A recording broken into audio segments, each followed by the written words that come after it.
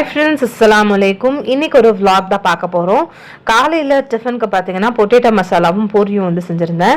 Potato masala hotel ஸ்டைல்லையும் அதே taste and கன்சிஸ்டன்சியில் இருக்கணும்னா ஒரு 2 ஸ்பூன் அளவுக்கு கடலை மாவை நல்லா தண்ணியில் கரைச்சிட்டு கடைசியாக ஒரு 5 நிமிஷம் கொதிக்க வச்சுட்டு இறக்கிட்டிங்கன்னா சூப்பரான டேஸ்ட் அண்ட் கன்சிஸ்டன்சி கிடைக்கும். கண்டிப்பாக ஒரு தடவை ட்ரை பண்ணி பாருங்கள். நல்லா சூப்பராக பூரியுமே நல்லா கிறிஸ்பியாகவும் ஒப்பியும் சூப்பராக இருக்குது. அண்ட் டிஃபன் எல்லாம் சாப்பிட்டு முடிச்சுட்டு லஞ்சுக்கு வந்து வாழைப்பூ வடை செய்யலாம்னு சொல்லி அதுவுமே குக் பண்ணிட்டு இருந்தேன். வாழைப்பூ நார்மலாவே ரொம்ப ஹெல்தி, எல்லாருக்குமே தெரிஞ்சிருக்கும். வாழைப்பூ வடையோட ரெசிபி இதுக்கு முன்னாடி நான் அப்லோட் பண்ணிட்டேன், மேல பின் கமெண்ட்ல கொடுக்குறேன். உங்களுக்கு வேணும்னா கண்டிப்பா செக் பண்ணி பாருங்க. வாழைப்பூ வந்து சாப்பிட்டு இருந்தோம்னா நம்மளோட ஸ்ட்ரெஸ் லெவல் கூட கம்மியாகும்னு சொல்றாங்க. அது மட்டும் இல்லாம சுகருக்கு கூட இது ரொம்பவே நல்லதான். சுகர் லெவலை வந்து கண்ட்ரோல் பண்ணும். இதுல வந்து அயன் வந்து ரொம்ப அதிகமா இருக்கிறதுனால இது நம்ம அடிக்கடி எடுத்துட்டு வர்றது ரொம்பவே நல்லது. கண்டிப்பா வந்து இதை மந்த்லி ஒன்ஸ் ஆச்சு நம்ம சாப்பிடணும். வெளியில நல்லா கிறிஸ்பியாவும் உள்ள சாஃப்டா நல்லா ஆவி பறக்க சூப்பரான வாழைப்பூ வடை ரெடி ஆயிடுச்சு. கண்டிப்பா இந்த ரெசிபி ட்ரை பண்ணி பாருங்க. ரொம்ப டேஸ்டியா இருக்கும் அண்ட் ஹெல்தியும் கூட.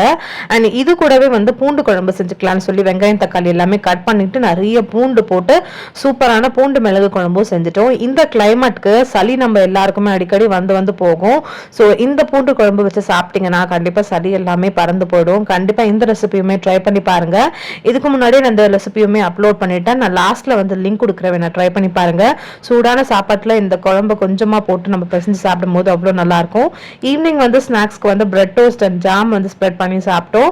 அண்ட் அது கூடவே பார்த்தீங்கன்னா இந்த மில்க் பிக்கீஸ் இதுக்கு முன்னாடி வந்து சின்ன வயசுலலாம் நம்ம இந்த மாதிரி சாப்பிட்ருப்போம். இப்போ வந்து திரும்பவும் அதே டிசைன் அண்ட் அதே மாதிரியான டேஸ்ட்ல வந்து லான்ச் பண்ணியிருக்காங்க. ரொம்ப நல்லா இருந்தது. இது சாப்பிடும் போது சின்ன வயசு ஞாபகம் எல்லாமே வந்துச்சு. அண்ட் கார்டன்ல வந்து மல்லிப்பூ வந்து பறிக்கவே இல்லை. எப்பவுமே காலையிலேயே பறிச்சிருவேன். அன்னைக்கு ஈவினிங் போய் நிறைய பூ பூத்துருந்துச்சு. முன்னாடி பறிச்ச பூவுமே பார்த்தீங்கன்னா நிறைய இருந்துச்சு. ஸோ எல்லாத்தையுமே ஒன்னா பறிச்சு கட்டி வைக்கலான்னு எல்லா பூவுமே பறிச்சிட்டோம். பாருங்க எந்த அளவுக்கு இருக்குன்னு. ஒரு 2-3 நாள் பூவை சேர்த்து வச்சா இந்த மாதிரி பூக்கும். நிறைய பேர் வந்து இது என்ன மல்லின்னு கேட்டிருந்தீங்க. இது இருவாச்சி மல்லி. நல்லா பெருசா பூக்கும். நார்மலா நம்ம கடையில கிடைக்கிற குண்டு மல்லி மாதிரி இல்லாம இது ரொம்ப பெருசாவே இருக்கும். கொஞ்சம் பூ இருந்தாலே சூப்பரா வந்து கட்டி முடிச்சிடலாம்.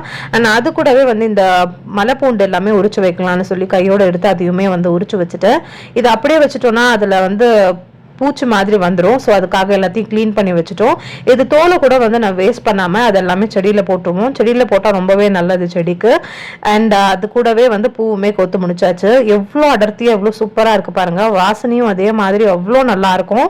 இந்த வீடியோ உங்கள் எல்லாருக்குமே பிடிச்சிருக்கும்னு நினைக்கிறேன். பிடிச்சிருந்தா லைக் பண்ணுங்கள், மறக்காமல் சப்ஸ்கிரைப் பண்ணுங்கள். இன்னொரு வீடியோவில் மீட் பண்ணலாம். பாய்.